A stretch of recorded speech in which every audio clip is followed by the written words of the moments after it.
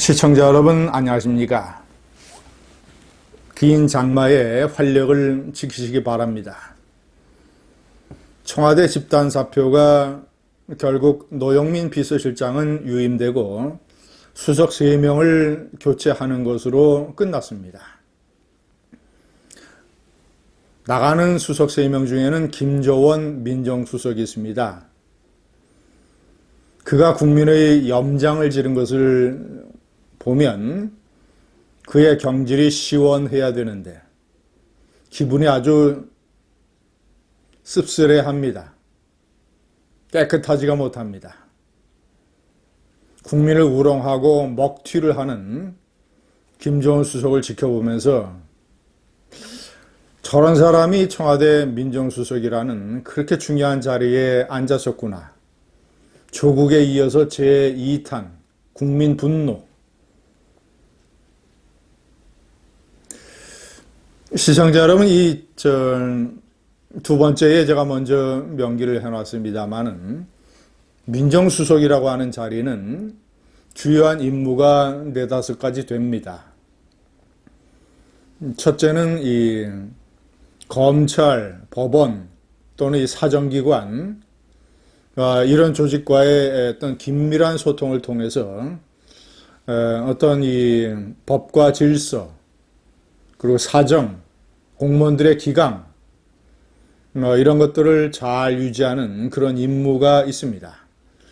두 번째는 인사검증. 청와대 인사수석실에서 넘겨오는 그 어떤 인사 대상자에 대한 철저한 검증. 세 번째는 친인척 관리. 그 네 번째는 공직기강을 통한 이 공무원들, 또 특히 청와대 내 수석들, 비서관들 이런 사람들에 대한 일종의 공직기강 확립. 다섯 번째이자 어떤 것보다 중요한 의무가 민심을 살피는 것입니다. 이것이 오히려 가장 중요한 임무라고 할 수 있습니다. 그 정권의 그 시점의 가장 중요한 어떤 통치 과제가 무엇인가? 국민들이 가장 예민하게 생각하고 중요하게 생각하는 어떤 민심의 과제가 무엇인가? 제가 3번의 명기를 해놨습니다만은 전두환 정권 말기 전두환 대통령의 4.13 호언 조치와 국민들의 대통령 직선제 요구가 거의 치킨 게임처럼 부닥칠 때 정권과 사회가 벼랑 끝으로 가고 있을 때 6.29 선언 약 보름 전에 명동성당에서 대규모 시위가 열렸습니다. 직선제 요구. 당시 김용갑 민정수석 군 출신이죠. 명동성당의 시위 상황을 살피고 직선제 요구가 어느 정도나 중요한가? 국민들이 진정으로 원하는 이 난국의 타겟책은 무엇인가? 이런 것을 수집하는 데에 열중했습니다. 그래서 이 직선제 요구라고 하는 것은 되돌릴 수 없는 민심이구나. 이 시대의 가장 중요한 돌파구는 직선제구나. 그래서 전두환 대통령에게 직선제 수용을 건의했습니다. 자, 이것이 6.29라는 이 돌파구를 만들어낸 여러 가지 이 산파역을 한 여러 사람 중에 한 사람. 그리고 노태우 대통령 후보에게도 직선제를 수용을 해야 된다. 이런 건의를 했습니다. 당시 전두환 대통령은 직선제를 받아들여야 되는 데에 적극적이었고 노태우 후보를 설득해봐라. 노태우 후보는 처음에 상당히 소극적이었다고 알려지고 있습니다. 어쨌거나 청와대의 민정수석이라는 자리가 얼마나 중요한가?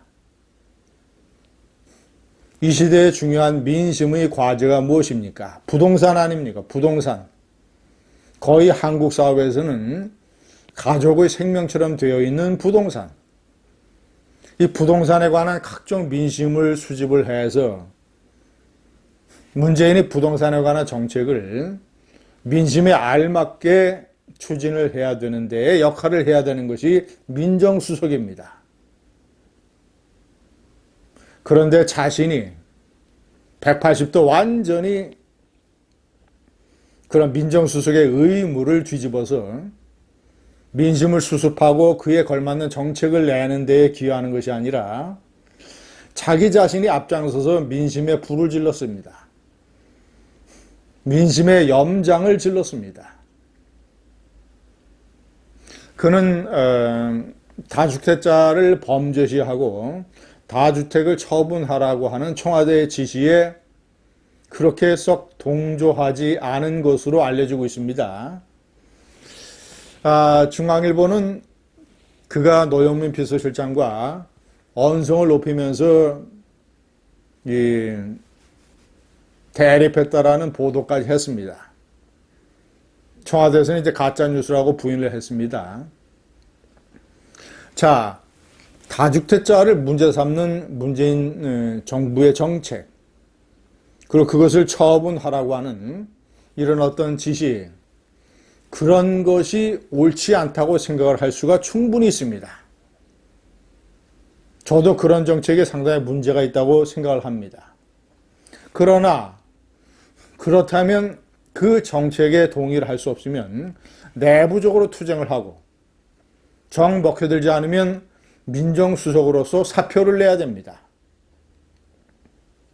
그런데 겉으로는 그런 정책에 순응한 척하면서 내부적으로는 자신이 재산상의 불이익을 받지 않으려고 자신이 판단할 때는 잠실 서초 아파트가 계속 오를 테니까,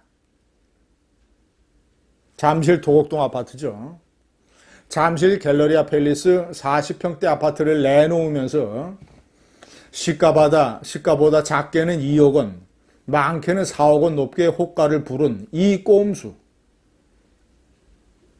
청와대 고위 관계자로 하여금 남자는 부동산을 잘 모른다. 그래서 김조원 수석의 부인에게 책임을 뒤집어 씌우는 이런 아주 비겁한 행동을 하게 만든 부동산 꼼수. 자, 그는 결국 잠실의 갤러리아 팰리스 아파트와 도곡동의 아파트 두 채를 멀쩡하니 그대로 보존을 하면서 청와대를 떠나게 됐습니다. 먹튀입니다. 노영민 비서실장은 아파트 두 채를 팔고 청와대에 남게 됐습니다. 김조원, 조국에 이어서 참으로 국민의 염장을 지른 이름입니다. 먹튀 김조원. 감사합니다.